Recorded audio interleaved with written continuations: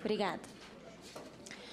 Bom, bom dia. Em primeiro lugar, gostaria de agradecer, em nome da Rede Justiça Criminal e da Justiça Global, organização de direitos humanos na qual eu sou pesquisadora, dizer que a Justiça Criminal é composta, então, pela Justiça Global, pela Associação pela Reforma Prisional, pela Conectas Direitos Humanos, Instituto de Defesa do Direito de Defesa, IDDD, o Instituto dos Defensores de Direitos Humanos, o Instituto Sou da Paz, o Instituto Terra, Trabalho e Cidadania e Pastoral Carcerária.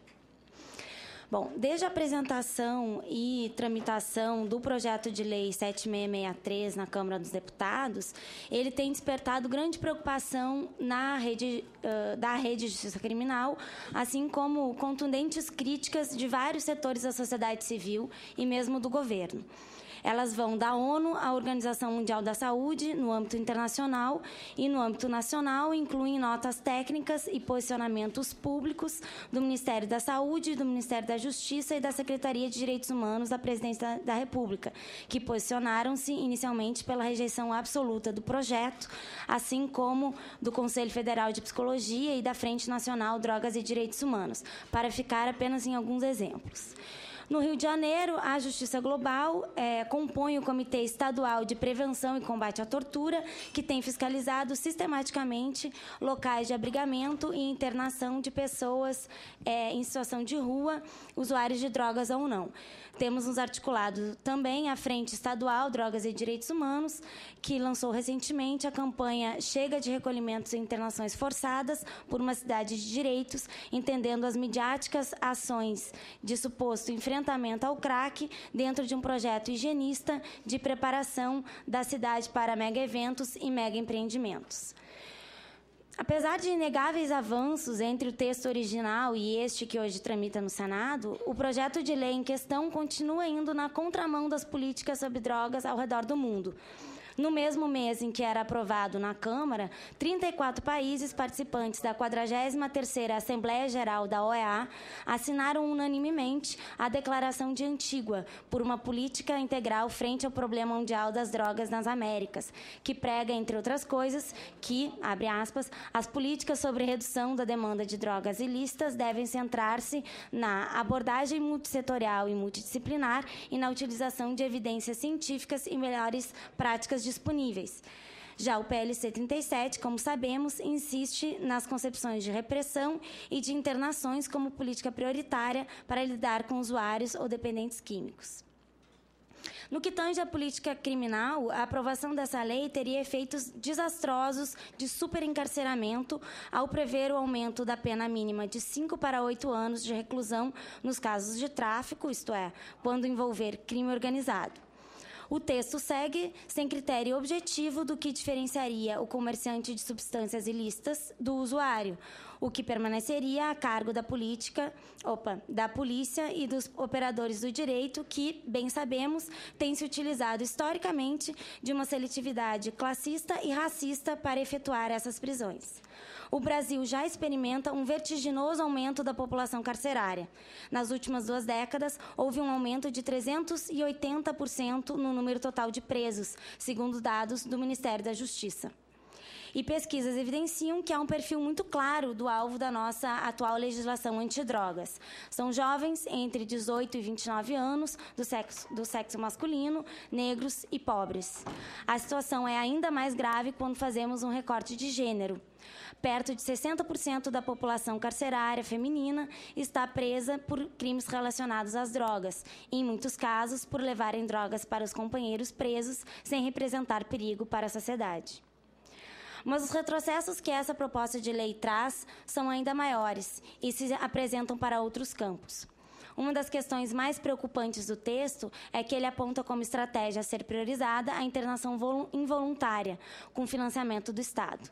Isso representa verdadeiro atraso na abordagem do tema no Brasil, diante das leis 11.343, de 2006, sobre drogas, e a Lei 10.216, de 2011, da reforma psiquiátrica. Esta, em seu artigo 4º, prevê internações como última opção, somente quando os recursos extra-hospitalares tiverem sido esgotados. Estes recursos materializam-se em uma rede intersetorial aberta de base territorial e comunitária, compreendendo diversas políticas públicas do SUS e do SUAS. No entanto, verificamos que esse modelo de política nunca foi totalmente implementado e que sofre com a falta de investimentos na produção de uma espécie de vácuo do Estado, que serve de justificativa para a potencialização das unidades de internação e que favorece a privatização dos serviços públicos de saúde e assistência. É aí também que se cria um campo fértil para as comunidades terapêuticas, instituições privadas de caráter religioso que despontam com discursos de cura, cuidado e proteção, intenções das quais não duvidamos, mas que reproduzem práticas moralistas e restritivas, não possuindo, em sua maioria, qualquer projeto terapêutico e nem planos individualizados, e que, quando possuem, colocam a abstinência e a crença em Deus ou em um poder superior como pressupostos para o tratamento. Em recente vistoria nacional do Sistema Conselho de Psicologia, diversas irregularidades e violações aos direitos humanos foram encontradas nesse tipo de instituição. Interceptação de correspondências, revista corporal de visitas familiares, constrangimento das famílias, uma série de questões que constam aqui no relatório. Reportagem do Globo, no mês passado, mostrou que até junho desse ano, pelo menos 217 comunidades e clínicas para dependentes em 7 dos 12 estados mais populosos ou não têm alvará sanitário de funcionamento ou apresentam pendências sanitárias. Lembre-se aqui que a própria vigilância sanitária tem assinalado dificuldade para fiscalizar esse tipo de estabelecimento. Após o rápido surgimento da RDC número 29, em 2011, que flexibiliza enormemente os requisitos para o funcionamento dessas instituições. Muitas das questões relativas às comunidades terapêuticas, no entanto, não constituem problemas em si. Que elas existam e que haja quem queira se internar nesses estabelecimentos e submeter às suas regras por qualquer que seja o motivo, não é um problema. O grave é tornar esse tipo de equipamento uma política pública, dotando essas instituições privadas e religiosas de volumosos recursos públicos. A quem interessa isso quando todos sabemos do princípio constitucional do Estado laico? Ora, é de conhecimento de todos a presença de interesses diretos por parte dos defensores das comunidades terapêuticas no âmbito parlamentar, e isso certamente é motivo de grande alerta.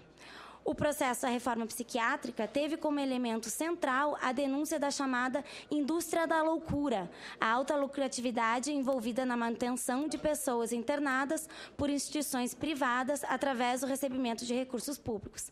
Essa financiarização dos usuários, o isolamento como modelo de cuidado e as características asilares são elementos que fazem com que o aparecimento das comunidades terapêuticas na política seja considerado um temerário retorno à lógica manicomial.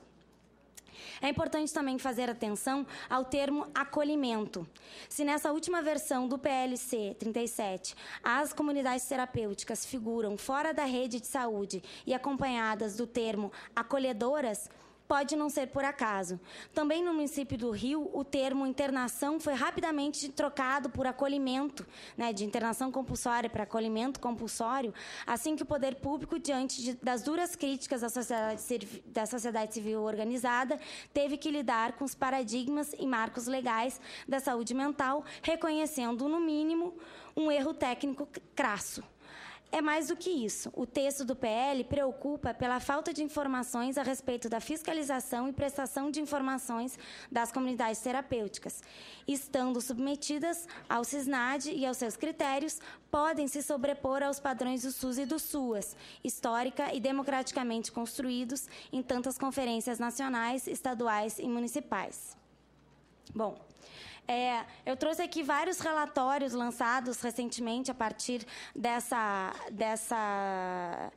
confusão deliberada entre saúde e assistência e de instituições desse tipo. Eu trouxe alguns, inclusive, para distribuir, mas eles incluem o relatório do CFP de 2011, um relatório de visitas aos abrigos especializados para crianças e adolescentes, feito no Rio de Janeiro, em 2012, pelo Comitê de Prevenção e Combate à Tortura, e mais 2 relatórios do Mecanismo de Prevenção e Combate à Tortura, e ainda um outro relatório de inspeção a comunidades terapêuticas financiadas pelo governo do Estado, também feita pelo Comitê Estadual de Prevenção e Combate à Tortura. Organizações da sociedade civil que historicamente trabalham no combate à tortura e na defesa dos direitos humanos, assim como a ONU, têm produzido ao longo dos anos vasto conhecimento e material sobre esse assunto, apontando que todo estabelecimento de privação ou restrição de liberdade é já um local que favorece a prática da tortura e de maus tratos. Evidentemente, isso se agrava quando adicionados os elementos de localização isolada e difícil acesso. A Justiça Global atua há 15 anos no campo da violência institucional e inclui monitoramento e fiscalização de local e privação de liberdade de caráter asilar, a produção de relatórios e denúncias internacionais de casos emblemáticos à Corte Interamericana, como foi o caso Damião Ximenes Lopes. Aos 30 anos de idade, Damião Ximenes foi torturado e assassinado em 4 dias de internação em outubro de 99, quando estava internado na Casa de Repouso Guararapes, conveniada na época ao SUS, já vou concluir, em Sobral, no Ceará. Esse foi o primeiro caso contra o Brasil na Corte Interamericana, o primeiro a abordar a questão da saúde mental e também a primeira condenação do Estado nessa corte, em 2006. Trata-se de um marco importante no processo da reforma psiquiátrica, tendo sido incluída na sentença a implementação de formação continuada de trabalhadores de saúde mental segundo padrões internacionais. Seguimos monitorando o cumprimento dessa sentença. Com a aprovação de uma lei que prevê, na contramão da lógica antimanicomial, a proliferação de estabelecimentos de internação e acolhimento involuntários, fica evidentemente aumentada a possibilidade de ocorrerem outros casos trágicos, como o de Damião Ximenes, e a consequente sujeição do Estado brasileiro a novas condenações.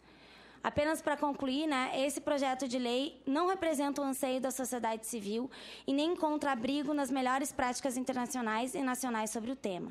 No processo de tramitação do projeto, não podem ser ignoradas considerações estatísticas, técnicas, científicas e jurídicas que devem guiar qualquer construção de política pública. A loucura, o sofrimento psíquico e a dependência não se tratam com segregação. Propostas como essa não podem ser admitidas. É preciso avançar muito na política criminal com uma legislação que diminua significativamente o encarceramento, entrando em sintonia com a tendência mundial de abandonar um modelo repressivo que evidentemente não funciona. É preciso caminhar, de uma vez por todas, na direção de uma política sobre drogas pautada pelo paradigma do cuidado e dos direitos humanos. Obrigada e desculpa me estender no tempo.